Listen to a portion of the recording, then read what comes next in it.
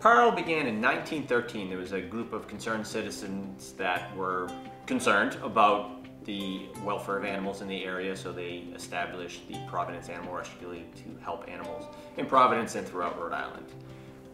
And their mission was really at that time just to provide care and relief from suffering for animals that were in the community. 100 years later, we're still doing the same thing, but obviously kind of an updated version of that. The animal welfare needs changed, and PARL has tried to change along with it.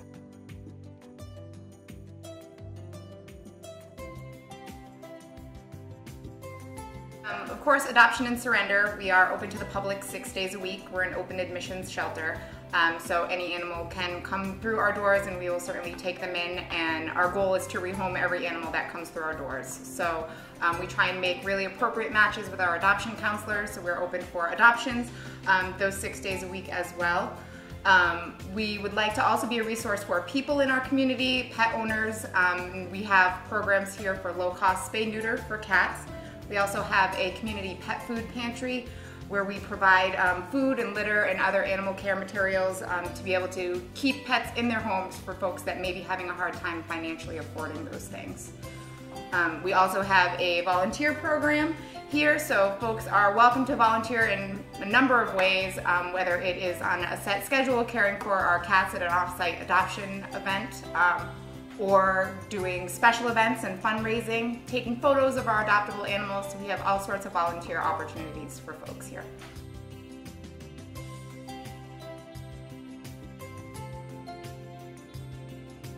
LEAP is driven by donations, so we wouldn't be able to have that without our community sponsoring these animals. The other donation-driven program that we have is Betsy's Fund, which a lot of people have already heard about. That's probably one of our biggest donation-driven programs we have. It promotes all of our medical care for special cases. So recently we just had a puppy come in that had mega esophagus, so he couldn't keep food down. And without surgery, he wouldn't survive. And Betsy's Fund was able to help him so that he now can be a happy, normal dog and live out the rest of his years in a home.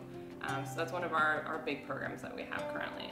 Other things that we've been working on are bulking up our dog program to help our dogs in-house and also for the public. Again, prevention of animals coming into our shelter, and so we're working on having different training opportunities, different trainers coming in.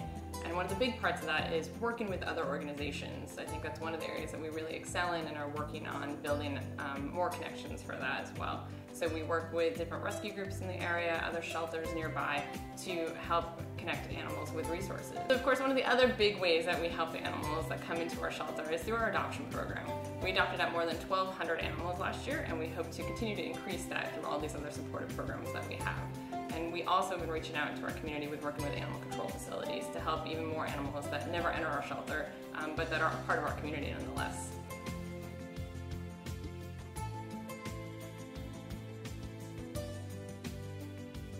It means a number of things for PARL. I mean, the fact that we've been around for centuries is pretty staggering. Really makes you think that this need has been there in our community, in the world for this long. Is pretty staggering. You know, we like to look back at, what were they faced with back, 100 years ago. And really, at the time, they really just needed a place for animals to be. Animals were living horrible lives on the streets. There really wasn't the awareness in the community that there is today. So they needed a place for those animals to go. 100 years later, the needs have changed a bit. These days we see animals that might need a different level of care. We have animals that might have some behavioral issues that need to be worked out, or medical, or a lot of elder animals. So when animals get more difficult to care for, that's where we step in more to try to help the community with those animals that have specific needs. Realizing that we know that our future is going to be very different than our past. It again has that same core mission, but we'll be attacking it in different ways.